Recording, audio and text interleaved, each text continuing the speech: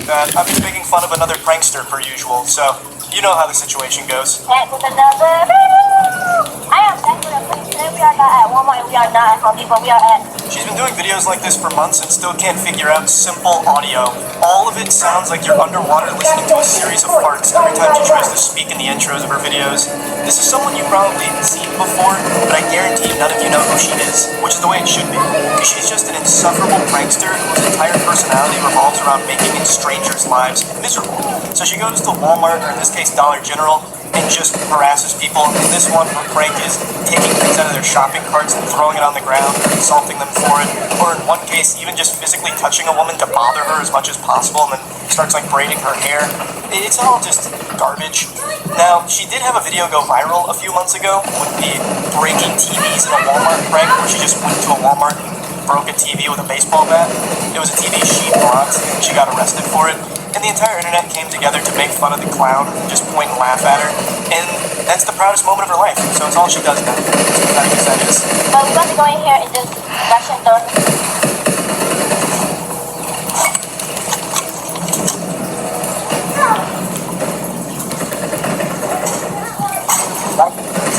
No, me no life for you. Nope. Nobody. Nope.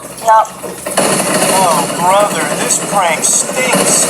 It's such a trash idea in the first place, just throwing people's things on the floor and getting a rise out of them. But then to put the cherry on top of this already pile of dog shit, she has no personality at all. She doesn't even try and make a joke out of any situation. She does nothing. She is so bland and boring. She doesn't even say or do anything half the time. She just throws it and then sits there. Like her just brain had a Windows restart moment, like Windows needed to update. Man, I got something in my eye. This prank is so bad, it's actually causing my eyelashes to fall out of my fucking eyeball. But yeah, anyway, like I said, half the time she just freezes there, deer in the headlights, and just stands there like she's been lobotomized. But in the rare instances where she doesn't, she ends up just getting more mad at the people she's pranking than the people do at her. She gets so offended that people respond negatively to having their things thrown or being bothered and harassed. It's so fucking weird. Oh, excuse me. Excuse me. What? Sorry. But I just want to see if I want to buy it. Okay, it doesn't matter. How are you going to put it? Can you just put it back? I don't know why. Can you just tell me how expensive it is? I don't know how it is. It's $4. Yeah. Good. I know you're making a video and I don't care for your video. Wait, I'm just saying you have it back. I'm about to give it back in a minute. It doesn't matter. I'm about to give it back. It's ours. It doesn't have to be. You don't have to. It's just the most annoying person ever. Just goes up and then just makes an argument out of taking their shit. Like, oh, I just want to know how much it costs. And then she immediately starts getting heated herself. Like, her whole prank is supposed to make others angry, but half the time it ends up making herself angry. I don't know how she can even have such shamelessness to record shit like this and then keep going after someone calls out that she's filming a video. That is unbearable, incomprehensible levels of shame that I can't process with my little noodle here. You have not only been bothersome and a nuisance to these strangers, but now they also know that you're recording it to try and get clout online. How do you not puke from the overwhelming guilt of being such a loser and being caught red-handed with it? Oh, it blows my mind. So are you going to be nice or not? I'm going to give it back. Are you going to be nice? Give me half back, please. You know what? Just say please. Go get your wife. She's really mad right now. This painful interaction dragged on for so long. I cut out a lot of it. She eventually puts the first item back in their cart and then grabs another one in order to keep the argument going and escalating it. At some point, the wife walks away, to which our prankster, the Galaxy Brain prankster, had the gall to say, go get your wife, she seemed mad, even though the whole time the prankster really did seem just as mad as the wife. But then she tries to hide that embarrassment with that big old smile grinning from ear to ear, celebrating a job well done. Another banger piece of content she was able to deliver with that. What's wrong with you? What's the problem? What's the problem? Yeah, right. I don't even know. Your son doesn't come over here and just knock this thing off my bed. What's wrong? Nothing's wrong. Okay, so what you do first? She with you? She is legitimately a child. She has the brain of a 6-year-old, where they'll take a cookie from the countertop, throw it on the floor, smash it to pieces, and wait to be scolded by adults. She's also so fucking lame that she can't think of how to communicate past that initial shock of throwing someone's things on the floor, that the only thing she can muster is just repeating what the other woman is saying back to her. What's your problem?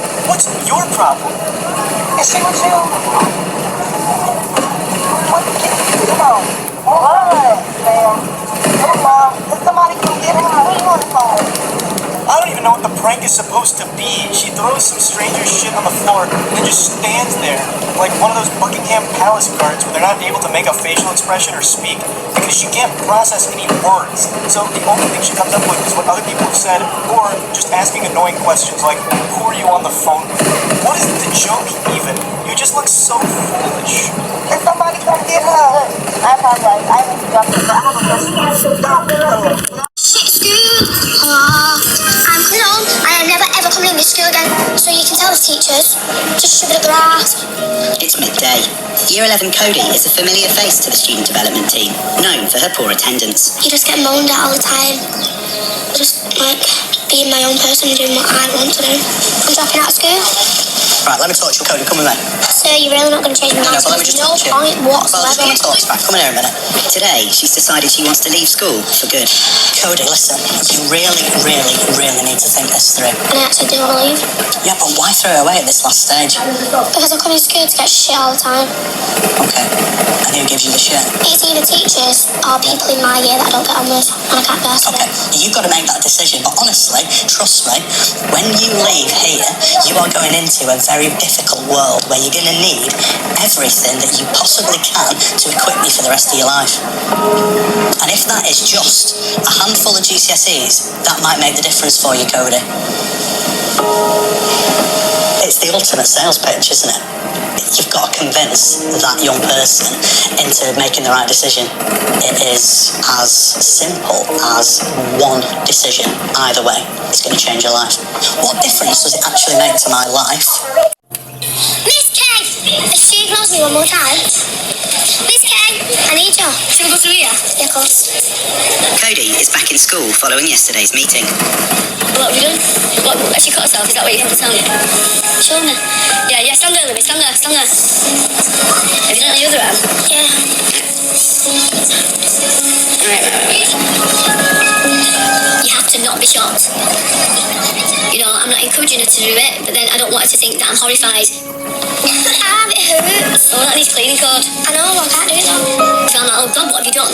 Then next time she might not come and tell anyone, which could be worse. Do you want to do it or do you want me to do it? No, you do it.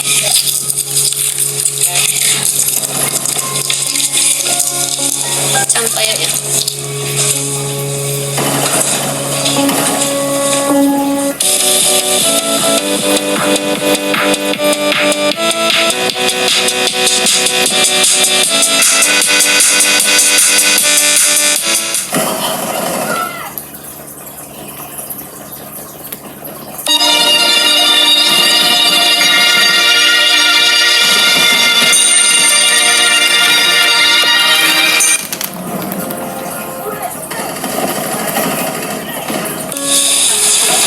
When did you do that, Coda? Last night. Was it clean, what you used? Yeah. I tell her, I said, don't do things like that. I said, I've been there, I've done it myself. I said, you're a beautiful girl, you don't need to do that. You know, you just put everything to your back of your mind and think of something else rather than that. But she gets upset, and I think a lot of that is due to losing her mother. From March, it's 14 years, you know, since she passed away. People that know come up to me and say, your granddaughter ain't half like your Sandra, ain't she? You know, I say, yes. I say, she's got the same temperament as well. And I'll tell you something now. When Cody was young, I used to have a cabinet there, and in the cabinet I had this figure of Elvis, and it sang Love Me Tender. And I used to put her on my knee, and she'd fall asleep listening to it. That was the only thing that I'd get Cody to sleep, was Love Me Tender. You know, because Cody's a very, very lively girl. She's got to be on the run all the time. Do I feel better? Apparently last night she was really upset at home, and she said she just kept thinking about school and stressing over everything that she's missed and what she has to catch up on. And she did self-harm, which obviously was a concern for us this morning when we saw her. She's very vulnerable, isn't she? Very clearly very vulnerable. Yeah, she said she feels like she just can't deal with a full timetable right now. Okay. I think maybe she should drop history. She's being predicted an E. I know Mr. Taylor's already talked to me about the fact that she's missed a lot because she was obviously, her attendance last term wasn't always great. If a child comes to you and speaks to you about the fact that they've got issues around self-harm, we pass all the information on to the relevant people, safeguarding team, most likely make contact with home, inform parents, carers. They refer the young person to CAMS, which is our child and adolescent mental health service, so that child's got a network of support around them. Right, come here. I'm dead proud, you know, that you've come in. I really am. Because I didn't think you was going to, you know. Cody has been referred for regular sessions with the school counsellor. Can you say how you feel? How do you feel? Be honest with me now. I just shit all the time. Do you? And school don't make it any better. That's why I don't like school. To walk through that door is a massive thing in itself. There's a lot of shame that goes with it. So a young person, that's so hard to actually come out and say, I'm feeling this way about myself. That's self-harm. Because you're doing it, obviously when you got home, because of pressures of school. Or just in general as a term. Nothing had happened, but I'd still find a way to make myself feel like shit. So then I just do it. We could just have some one-to-one work. Because we don't want you doing that, do we? She's very misunderstood. She would come across that she does not care and she doesn't need you and she doesn't want you now, but actually she's screaming and shouting something very different inside. And I think if you can tap into that, that's where you get to know Cody. She's a great kid. How does she see you laughing and shouting, laughing and joking, always being crackers?